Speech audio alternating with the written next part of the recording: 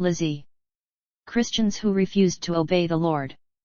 When I knelt down to pray again, I collapsed into a prostrate position before the Lord, and the vision started again. The Lord showed me where Christians who refused to obey Him, and knowingly went, those who went against the will of the Lord. These people's flesh was grey and speckled with purple, black, yellow, and red bruises. Their flesh was rotting and falling off, their eyes were almost pure red from blood because the blood vessels in their eyes were continually bursting. They were bleeding out of their eyes, nose, ears, and mouth. They were chained down and were being branded over and over again with the name of their particular sin or sins. Those who had abortion. Then I saw what happened to women who had purposely terminated their pregnancies and had killed their unborn babies.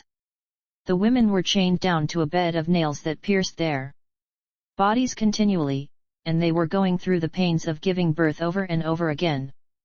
But the pains were magnified by an unlimited amount, and their wombs were being torn open from the inside out, and their bones were being torn out of socket over and over again.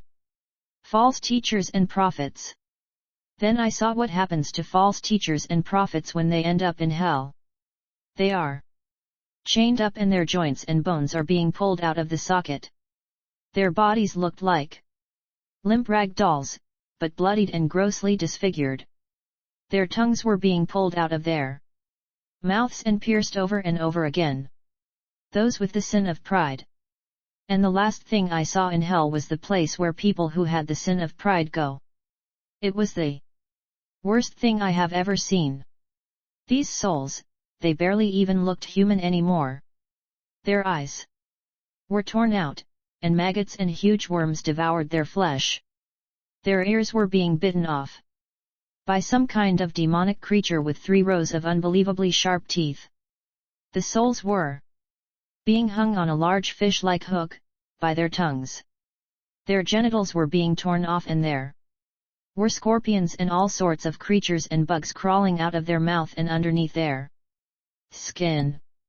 The people's skin was almost see-through, and you could see snakes eating them from the inside out from their stomachs.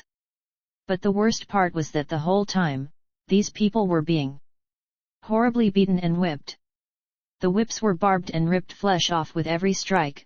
There are 39 strings on each whip. The creatures who were wielding the whips were being splattered in the soul's blood and flesh, and the souls were being whipped front and back. The Lord told me that the reason pride's punishment was so severe was because no one, especially unsaved humans, has the right to be proud. Only the Lord is deserving of praise. Everyone in hell is naked and bleeding somehow. Endless pain and tortures of every kind are everywhere. There is no escape. The smell is beyond putrid. It smells like rotting flesh, burning hair, and death.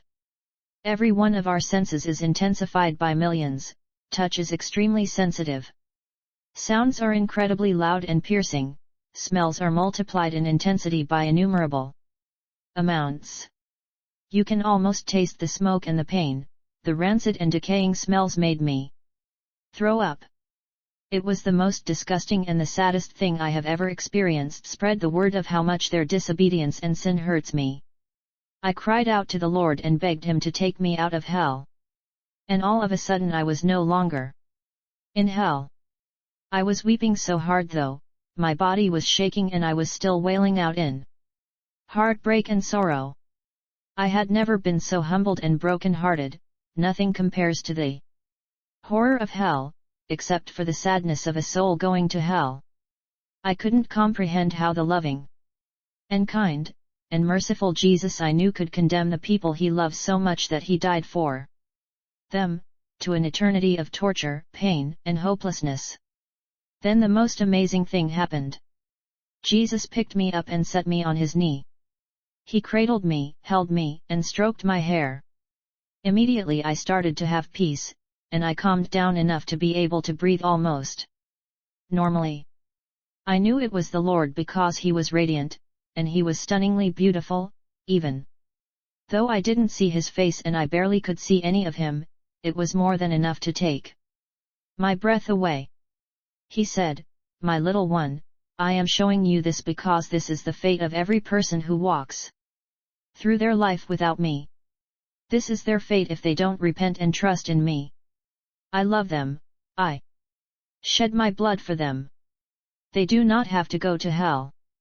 I am the Almighty and powerful God, I can save them. But they must choose me, they must choose to follow me. I walked the path of perfection on the earth and gave my life so they could live for eternity. Spread the word of how much their disobedience and sin hurts me. Tell them of how much I reach out for them. Tell them that I love them, but it is their choice. Tell them, and reach out to them, for you have seen their eternal punishment if they do not turn from their sin and repent. Tell them." Then my vision ended, and I wept even harder. The Lord loves all of the people in hell, but it's their choice to love him back or not. The Lord only showed me a minuscule amount of hell, but I will never be the same. I will never look at another person the same. Every soul is precious in the eyes of the Lord, and he doesn't want anyone to go to hell. Even though I had heard that hell was a horrible place before, I had no idea. You can hear it over and over again, but you just can't comprehend it until you actually see it. Hell is the worst place, and there is no hope for those who are in or are going to be in hell. There is no mercy, no kindness, no love, and no hope.